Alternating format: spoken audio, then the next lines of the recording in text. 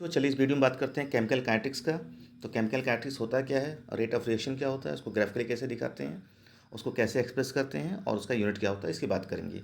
तो chemical kinetics to word से मिलकर बना हो, केमिकल प्लस काइनेटिक्स। केमिकल मतलब केमिकल रिएक्शन और काइनेटिक मतलब क्या होता है, स्पीड या इसके रेट से होता है। किसी भी केमिकल रिएक्शन के स्पीड या रेट की बात करते हैं, that is called chemical kinetics. ठीक है, और इसको डिफाइन कैसे करते हैं, chemical kinetics is the study of the rate of chemical reaction and the factor that affect the these rates, यानी कि जो फैक्टर रेट को अफेक्ट डालते हैं, जैसे temperature, pressure, catalyst, nature of the substance and the reaction mechanism by which reaction आकर है। और जो रिएक्शन मैकेनिज्म होता है वो कितने स्टेप में होता है, कौन सा स्लो होगा, कौन सा फास्ट होगा, ये सब जो इन्फॉर्मेशन होता है वो केमिकल काइनेटिक्स में मिलता है। ठीक है, तो केमिकल काइनेटिक्स में सबसे पहला आता है रेट।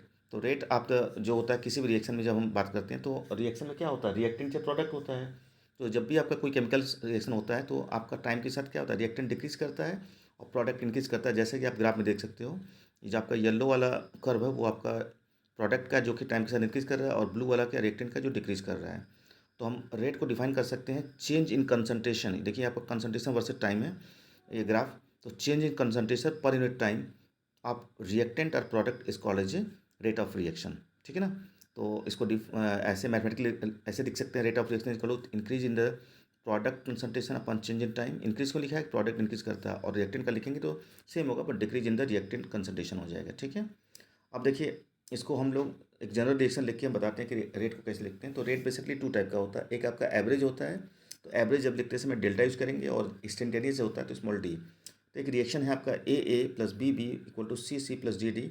यहाँ रेट लिखते समय ध्यान रखना है कि जो बैलेंस केमिकल इक्वेशन होगा, तो जितने नंबर ऑफ मोल्स जो आगे होंगे रिएक्टेंट में या प्रोडक्ट में, उसको डिवाइड करना होगा। और क्या होता है, न्यूमेरिकली सारे क्या होते हैं, मतलब जिससे जो डिक्रीज या इंक्रीज जो रेट होता है बराबर होता है। ठीक है, तो देखिए रेट अब जब लिखा है रिएक्टेंट का तो उसके आगे माइनस लगाया गया है, और डेल्टा ब्रैकेट ए यूज किया, ब्रैकेट कंसंट्रेशन के लिए होता है। तो जब रिएक्टेंट का लिखेंगे तो -1/a डेल्टा ब्रैकेट ए अपॉन डेल्टा टी, और बी का जब लिखेंगे तो -1/b लिखेंगे। माइनस क्यों है, क्योंकि डिक्रीज करता है टाइम के साथ।